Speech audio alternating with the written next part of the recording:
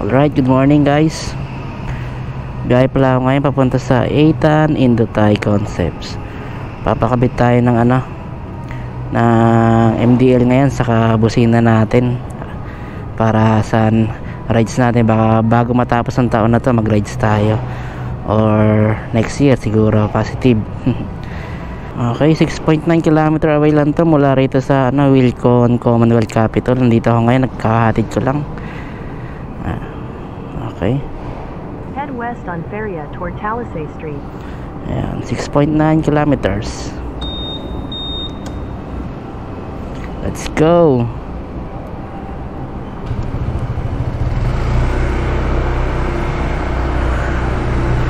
Alright, bali matagal-tagal din tayong hindi nakapag-vlog. Sobrang busy kasi sa trabaho, tapos Christmas party. Tumugtog ako nakaraan Bali, itong vlog na to hindi siya adventure. Pakita ko lang sa inyo kung anong papakabit ko ngayong busina saka ilaw rito sa ADV ko.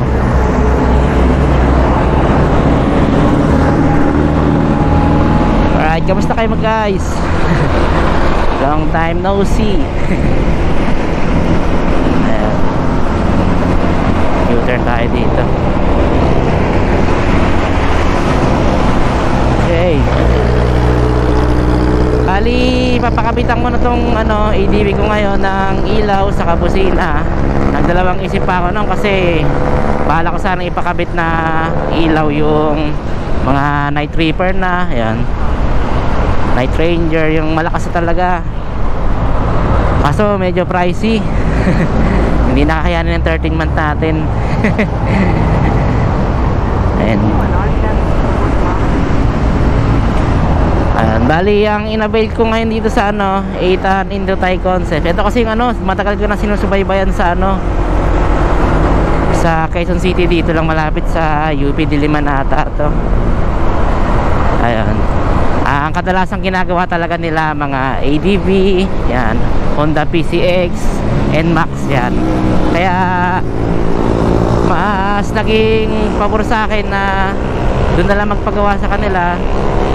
Dahil ayun, siguro mas familiar na sila sa wiring, diagram ng ADV natin. Kumbaga, mababa na yung chance na na magkaroon ng anomalya sa wiring, ganyan. Kumbaga, trusted na sila. Talagang kilala na rin sila. Kaya saka naka-promo sila ngayon. Kaya pinush ko na rin magpakabit ngayon, kahit baka by next week pa yung rides namin or next year siguro. Hindi pa kasi sure ngayong taon punta ulit ako ng Pangasinan, uwi ako. Ayun, ang bala ko sa tuwing maalis kasi ako sa mag-ride sa papuntang Pangasinan around 12 PM lagi, gabi, yan, 12 midnight. Kasi mas okay bumiyahe ng ganun, walang ganong traffic, dire-diretso lang. Kaso ang problema mo, kailangan mo ng malakas na ilaw. Ayan, kasi maraming mga bako din sa part ng Bulacan, ayan, saka sa Pampanga. Ayan. Bali, magkapakabit din ako ng package siya. Inavail ko isang businang malakas, saka yung ilaw MDL lang papakabit natin, saka na siguro yung medyo mas malakas-lakas. Tapos tayo sa budget ngayon Ayan.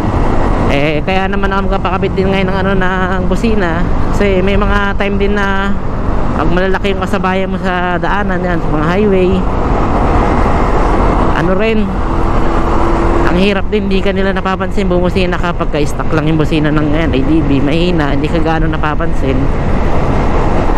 Ang advantage naman ng malakas, pag bumusina ka, mapapansin nilang meron silang katabing motor. Yan, hindi naman siya pang forma, pang yabang lang sa mga kailangan pag gumamit tayo ng ganyan, disiplinado rin tayo. Magamit tayo malakas na busina, kadalasan lang sa pag may malalaking sasakyan, kaya sobra, medyo layo yung part na binibigyan mo ng warning, nadadaan ka, ganun, na kailangan talaga marinig na paparating ka. Kung may pwede kang overtake ka, kailangan talaga nila marinig. Huwag mo lang bubusinahan yung, kunyari katabi mo na, katutukan mo na, bababara mo yung busina, tapos napakalakas. Kaya nakaka-discrash din yung ganun. Kaya huwag tayo masyadong ano tansya-tansya lang. Sa ilaw naman, kailangan responsable rin tayo. Siyempre ang ilaw, andun na tayo sa malakas talaga yan. Kailangan pag gagamitin nyo yan, may ano naman yan meron naman binigay na tawag ng policy ang LTO sa pagtamang paggamit ng MDL natin. Yan yung mga extra auxiliary light natin, yung malalakas. Ayan, huwag nyo siyang gagamitin sa maliwanag na lugar na may mga kasalubungan kayo, mga kapwa nyo rider, kasi nakakabulag talaga, nakakasilaw. Ayan, gamitin natin sa tama. Baga, yan, pag nasa liblib tayong lugar, yan pinaka-totaling gamit nyan. Saka magkaroon din tayo ng konsiderasyon sa mga kasalubungan natin kahit madilim. Pag may kasalubungan ka, baba mo muna ilaw, patay mo ilaw, ganun. Yung iba rin kasi pagkakabit nila sobrang taas ng tutok ng MDL nila. U-turn ba rito? Okay, dito na tayo sa circle ngayon. Ayan. In 300 meters, turn right onto University Avenue. Ayan, University Avenue. Pag magpapakabit din kayo ng ilaw, kailangan responsableng driver din tayo. Kasi tawag dito, marami kasing gumagamit ng mga MDL, mga ganyan, malalakas na ilaw talaga. Kahit may kasalubungan kayo, maliwanag naman yung lugar, nakatutok, nakahay yung ano nila, ay yun ang medyo pangitan talaga, kasi nakakasilaw yun. Alam nyo naman yun, as rider, makikita nyo, mapapansin nyo, pag may kasalubungan kayo nakatutok na malakas yung ilaw sa inyo, hindi mo na makita yung daanan. Ayun, yun lang medyo pangit ng pagka kailangan responsable tayo. Gagamitin na natin siya sa part na madidilim talaga, wala tayong ganong kasalubungan, saka kung maliwanag man, tsaka na tayo sa headlight natin, sa mismong headlight na stock. Yan, yung iba kasi talaga, karamihan naman talaga hindi hindi sila halos marunong gumamit ng tama. Yung iba hindi ko alam kung bakit parang pagka gumamit sila ng ilaw, kala mo wala silang kasalubungan, wala silang pakialam. Kahit tingin nila na alanganin ang ginagawa nila, yan, nakakasilaw sa ibang rider. Yan, give-and-take lang tayo. Baga, yan, pag kami nasisilaw, kung ikaw naman nasisilaw ko sa pwede mo silang bigyan ng passing light, pitikan mo ng dalawa na ayun, parang warning lang na sa kanila na nakataas yung ilaw mo, boss, baba mo, gano'n. Lapit-lapit na tayo, guys. 700 meters. Ayan, lapit na tayo. Ang bukas daw nila alas 8 ipa-vlog ko rin yung mamaya yung paggawa doon kung anong update pagka nakabitan na tayo. Malapit lang pala siya rito sa sa circle, tamang-tama lang, hindi ganun kalayo. Ayan, update ko kayo. Quality gawa dito, guys. First time magpagawa, pero matagal ko na sinusubaybayan yung shop na to. Okay sila. Ayan, 200 meters na lang. Ayan, malapit na tayo. 70 meters, nasa siya, left side.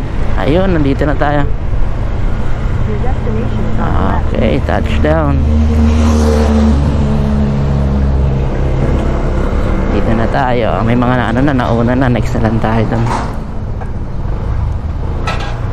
Dito na. ADB na rin na kinakabitan. Okay, touchdown na tayo.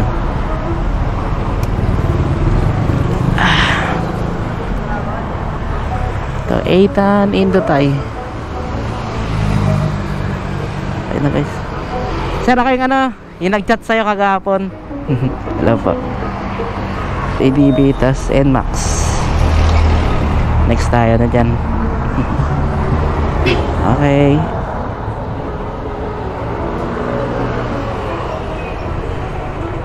Next na tayo dyan. Pila-pila rin.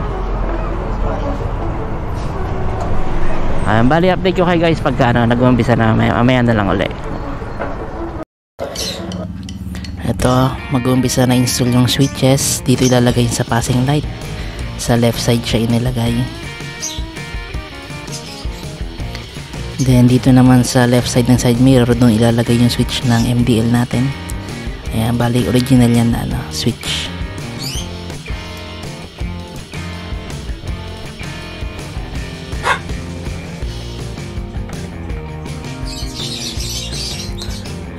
Then ito naman, tinatanggal na yung visor ng ADB natin para magkaroon ng access sa harap ng panel.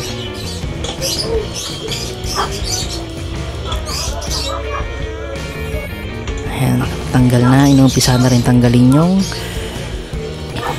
harap ng panel ng ADB natin. Ayan.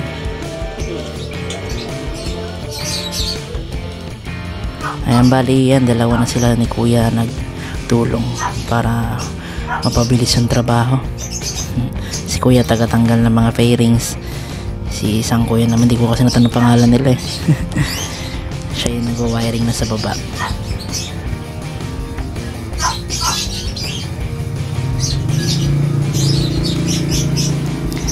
Ayan.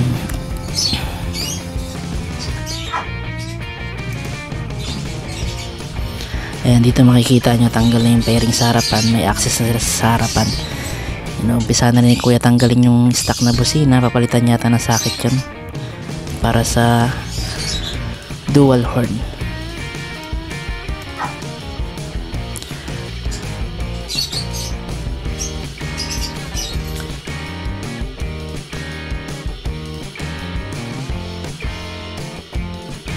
Then ito, tanggal na yung sa harapan. Dito na rin yung umpisa na ilagay yung loud horn natin, yung Bosch Europa.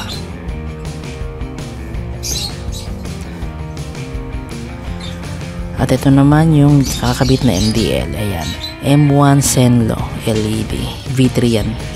Ayan, ito naman yung Bosch Europa. Laki, no? Medyo mabigat din siya. Halos yung laki ng kamao ko. Ayan, 2 piraso yan. Then ito na, tapos na, na-install na yan. Hindi ko na napakita yung loob niya. Okay guys, kakatapos ko lang magpakabit ng Bosch Europa sa MDL. Okay na siya. Bali, ready na ulit pa ang long ride tong si B3. Pauwi na ako ngayon. Saklit lang din dahil dalawa na yung gumawa kanina eh. Sila Kuya, dalawa na sila nagtulong na dito para sa unit ko. Grabe lakas ng Bosch Europa, nakakabingi. Gamitin na natin ito pag may katabi tayong malaking sasakyan na medyo alanganin. Yan. Ayan, sulit yung pakabit doon, mura na siya. Tapos maayos gumawa sila Kuya, maayos, mabait din yung owner nila. Hindi ko na natanong yung pangalan ni Kuya eh. Kita na ata pangalan niya. Ayan, mabait naman sila raw, may palibreng tubig pa sa kape. Pero hindi naman ako nagkakape ng ganong oras. Ayan, sulit doon. O magpapagawa kayo, pwede kong bigay yung yung address nila. Pwede natin i-share sa na details na mismo para ma-access nyo rin, madali nyo mapuntahan. Bali yung MDL ipapakita ko na lang siguro sa inyo sa susunod pagka mag-rides ako ng gabi para mas makikita nyo kung gaano siya kalakas. Ayun, anong kinabit natin doon, yung MDL na M1 Senlo. Hindi ako familiar sa brand pero sabi nila okay din naman daw yun. Susubukan din natin kung goods ba talaga. Kasi yung busina niya subok na tong Bosch Europa kasi pang siya eh. Ginagamit to kadalasan mga tol sa mga kotse yan, mga SUV yan. Yun ang pinakabit ko kasi gusto ko siya eh dahil sulit sa lakas. Siguro magano na lang ako ng video na to para sa vlog ko na to, yung kung paano setuping ginawa nila. Meron din kasi siyang passing, dito yung passing niya, may high and low passing, tapos may siya dual horn. Pwede mo siyang i-set sa loud horn, yun nga yung Bosch Europa, pwedeng balik stock yan. Tapos ang pinaganda pa rin doon sa Bosch Europa, pinakabitan natin siya ng ng rapid. may rapid din siya, pero hindi naman madalas nagagamit yun, paminsan-minsan lang. Goods na rin yan. May 6 months warranty rin yung ano nila, service nila. Yung inabil ko pala ron, worth 6K yun guys. Bosch Europa, tapos kasama na ang MDL na M1 Zenlo V3. Ayun, ang halaga niya ngayon ay 6,000 sakto. Package yun, package P para sa EDB 160. May mas mura doon yung PIA lang na ano, PIA na horn. Mas malakas lang konti yung ano, medyo mahina lang siya ng konti sa Bosch Europa. Ayan, pero ang gap nila sa presyo plus 2K kasi 4K yung package na pag PIA lang papakabit yung horn. Tapos sa Bosch Europa plus 2K, ayun, 6K yung package niya. Ayan, sulit naman yan guys, huwag natin tinitipid yung unit natin. Bale, yun. Bigay na lang akong update para sa set na ginawa dito, service na ginawa sa ADB ko ngayon. Yung MDL, lakas ng buga ng ilaw niya, pati yung horn, ayan. Good evening guys, ito i-demo ko sa inyo yung setup sa ADB ko na pinakabit ko nakarang loud horn sa MDL. Bali ito low, ayun yung ilaw niya, low yan, tapos high, ayan, passing, low, passing, sabay sila, pangatlo, ayan, low, high, passing, off, tapos busina, activate yung loud horn nya, ayan, stack muna, stack, pindutin natin stack, ayan, stack, then loud horn, ayan, ganun kalakas yung Bosch Europa. Pag binabad natin, rapid siya. Ayun. Okay, yun lang guys. Salamat sa panonood and ride safe lagi sa inyo guys.